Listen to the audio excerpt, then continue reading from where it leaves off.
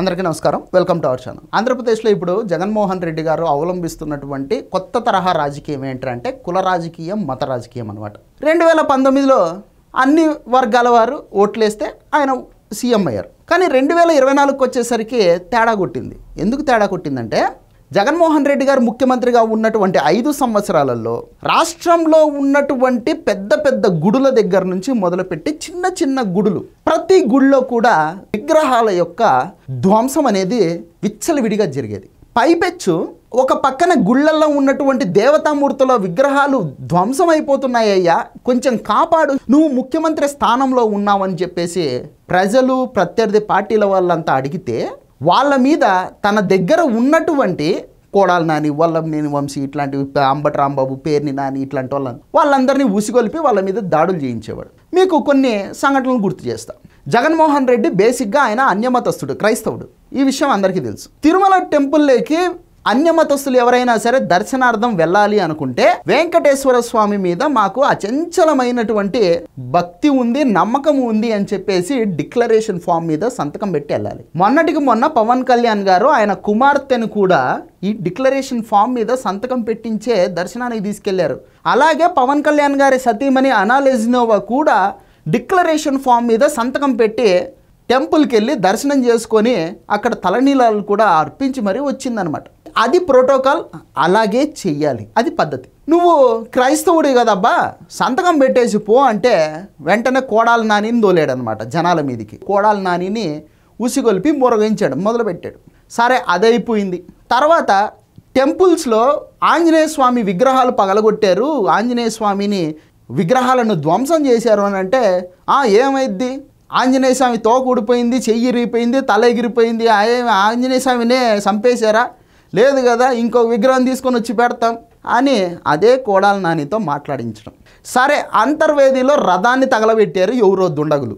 ఓరో బాబు, అంతర్వేదిలో స్వామివారి ఊరేగింపుకు వాడుకునేటటువంటి ఈ రథాన్ని తగలబెట్టారయ్యా అంటే తేనెటీగలు కాల్చేసినాయిలే. తేనెటీగలంటే రథాన్నే కాల్చేసినాయంట. మన విజయవాడ దుర్గమ్మ వారి టెంపుల్లో వెండి సింహాలు దొంగలించబడ్డాయ్యా, దాని మీద ఏదన్నా తీసుకోండి అంటే దానికి వితండవాదం. ఇట్లా రకరకాలుగా వాళ్ళు చేసినటువంటి నీతి మాలిన మాటలన్నీ విని, స్టేట్మెంట్లన్నీ విని జనాలకు చిరాకు పుట్టి, జనాల కంటే ముందు ఎక్కువగా హిందువులకు చిరాకు పుట్టి, చిచ్చి మా హిందుత్వాన్ని సర్వనాశనం చేయడానికే దాపరించాడు, ఇతగాడికి ఇంకా ఓట్లు వేయకూడదు మనము అని చెప్పేసి ఫిక్స్ అయిపోయారు. 2024లో గవర్నమెంట్లో నుంచి దిగిపోయాడు జగన్మోహన్ రెడ్డి. 2024లో గవర్నమెంట్లోకి వచ్చినటువంటి చంద్రబాబు నాయుడు గారు ఉన్నపలంగా ఒక బాంబు వేశారు ప్రజల మీద. అదేంటి అంటే జగన్మోహన్ రెడ్డి గారు ముఖ్యమంత్రిగా ఉన్నప్పుడు తిరుమల తిరుపతి దేవస్థానంలో పవిత్రంగా భావించేటటువంటి శ్రీవారి లడ్డూలో అడల్ట్రేషన్ జరిగింది. అంటే నెయ్యి కలుపుతారు, అందులో ఆ నెయ్యిలో జంతు కొవ్వు పదార్థాలతో చేసినటువంటి పదార్థాలను కలిపారు అని చెప్పేసి చంద్రబాబు నాయుడు గారు వేయడం జరిగిందనమాట, ఒక పెద్ద బాంబు. దాంతో దేశవ్యాప్తంగా జగన్మోహన్ రెడ్డిని చీగుట్టారు హిందువులంతా. ఇంకా ఏ రేంజ్లో అంటే అసలు జగన్మోహన్ రెడ్డి ఇంకా మనిషిగా కూడా పనికిరాడు అనే రేంజ్లో ఇప్పటికీ జగన్మోహన్ రెడ్డిని హిందువులంతా ఏకపక్షంగా చిచ్చి నువ్వు పనికిరావు పో అనేటటువంటి పరిస్థితి. అక్కడి నుంచి జగన్మోహన్ రెడ్డి గారు మొదలుపెట్టారు. ఏంటి అంటే, ఒకటి, నేను హిందువుని, నేను హిందూ ధర్మాన్ని కాపాడేటటువంటి ధర్మాత్ముడిని అని నమ్మించాలి. లేదా తెలుగుదేశం పార్టీ గవర్నమెంట్లో ఉంది కాబట్టి చంద్రబాబు నాయుడు, నారా లోకేష్, పవన్ కళ్యాణ్ వీళ్ళు ముగ్గురు హిందూయేతర మతాల దృష్టిలో శత్రువులు అవ్వాలి. అంటే క్రైస్తవులు కావచ్చు, మైనారిటీలు కావచ్చు, వీళ్ళ దృష్టిలో ఈ ముగ్గురు శత్రువులు అయిపోవాలి. ఇదే ప్రధాన ఎజెండాగా ఆయన చేసుకొని రాజకీయం చేస్తూ ఉన్నాడు. మొన్నటికి మొన్న తిరుపతిలో జేమ్స్ అనేటటువంటి ఒక ఇంజనీరింగ్ స్టూడెంట్ అనమాట, అతన్ని కొంతమంది ఎత్తుకొని పోయారు, విచ్చలవిడిగా కొట్టారు, అతన్ని హింసించారు, తర్వాత వదిలిపెట్టారు. తర్వాత ఆ జేమ్స్ అనేటటువంటి అబ్బాయి బయటికి వచ్చి వీడియో మూలకంగా ఇదిగో నాకు ఇంత అన్యాయం జరిగింది, నాకు న్యాయం చేయండి అని అతను అడగడం జరిగిందనమాట. ఇంకా అంతే, వెంటనే డ్యూటీ ఎక్కేసింది సాక్షి పత్రిక. డ్యూటీ ఎక్కేశారు ఈ పెయిడ్ కూలి మంద సోషల్ మీడియాలో.